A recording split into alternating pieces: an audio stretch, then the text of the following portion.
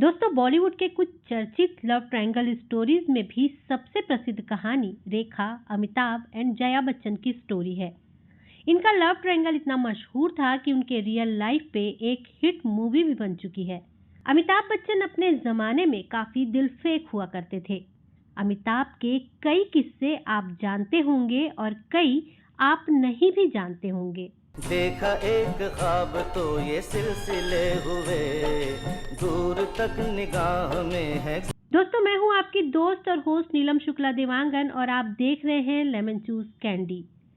अगर अभी तक आपने इस चैनल को सब्सक्राइब नहीं किया है तो सब्सक्राइब कर लीजिए और बेल आइकॉन को दबा दीजिए ताकि हमारे सारे नोटिफिकेशन आप तक आसानी से पहुंच सके।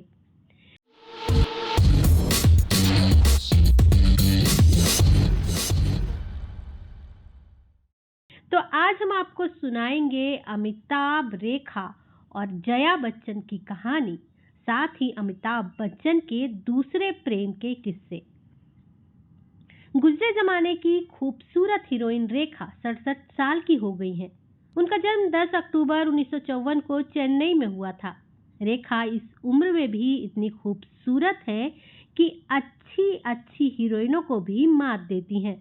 उन्होंने अपने करियर की शुरुआत बतौर चाइल्ड आर्टिस्ट की थी। महज 4 साल की उम्र में तेलुगु फिल्म इत्ती गुट्टम में काम किया था। वहीं उनकी पहली बॉलीवुड फिल्म अनजाना सफर थी। अपने करियर, लाइफ और अफेयर्स में कई उतार चढ़ाव देखने वाली रेखा आज अकेले ही जिंदगी बाहों में है जानम मेरे जिस्म जहां पे।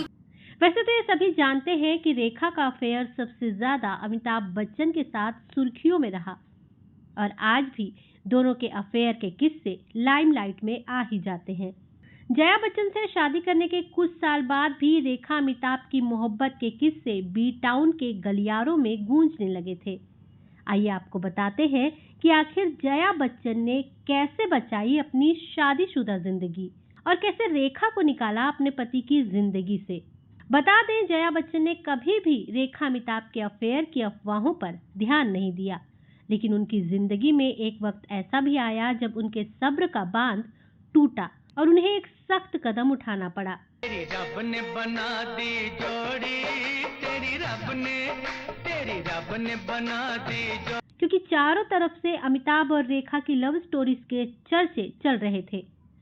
अमिताभ रेखा के साथ काफी टाइम भी स्पेंड किया करते थे।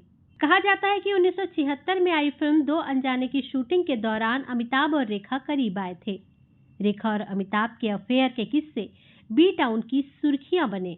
हालांकि दोनों के प्यार के चर्चे जब जया तक पहुंचे तो उन्होंने एक दिन रेखा को डिनर पर बुलाया, जिसने सब कुछ बदल कर रख दिया। डिनर पे बुलाने का फैसला जया का खुद का फैसला था और इसकी खबर अमिताभ को भी नहीं थी। यहाँ तक कि जया ने रेखा जी से भी रिक्वेस्ट किया था कि कृपया इसके बारे में अमित जी को कुछ न बताएं। रिपोर्ट्स की माने तो एक दिन जब अमिताभ शूटिंग के लिए मुंबई से बाहर गए थे तो मौका देखकर जया ने रेखा को डिनर पर बुलाया।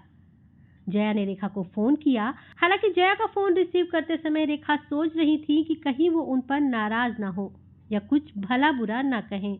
प्यार की नजर मिल गई, दूर की बहुत मंजिल अपनी। लेकिन ऐसा कुछ भी नहीं हुआ। जया ने बेहद सादगी से रेखा को डिनर करने के लिए घर बुलाया। जया का इनविटेशन मिलने के बाद रेखा ने सोचा कि ऐसा ना हो कि जया उन्हें घर बुलाकर बेइज्जत करे। ये सब सोचते हुए रेखा जया के घर डरते डरते डिनर पर पहुंची। जया ने रेखा का स्वागत किया, उनसे ढेर सारी बातें की, लेकिन अमिताभ का जिक्र इस बीच कहीं भी नहीं हुआ। रेखा ये समझ ही नहीं पा रही थी कि क्यों जया जी ने अचानक उनको डिनर पर बुलाया और अमित से जुड़ी कोई भी बात क्यों नहीं कर रही है। आखिर मामला क्या है? जब रेखा लौटने लगी तो जया ने उन्हें बाहर तक छोड़ा।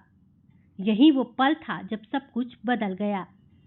जया ने दरवाजे पर रेखा को कहा, चाहे कुछ भी हो जाए पर मैं अमित को नहीं छोड़ूंगी।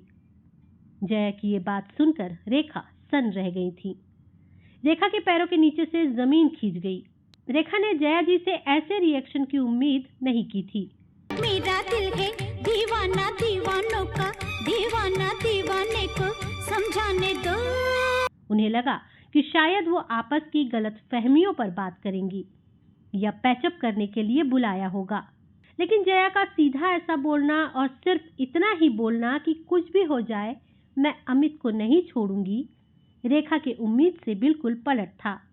फिर क्या था, जया और रेखा के साथ साथ डिनर करने की खबर अगले दिन मीडिया की सुर्खियां बन गई। हालांकि इस दौरान न तो जया और न ही रेखा ने कुछ कहा। अमिताभ को भी इस बारे में पता चल गया था। इसके बाद उन्होंने रेखा से दूरी बना ली थी, क्योंकि उन्हें पता चल गया था कि जया उनके और रेखा के बारे में जान गई हैं।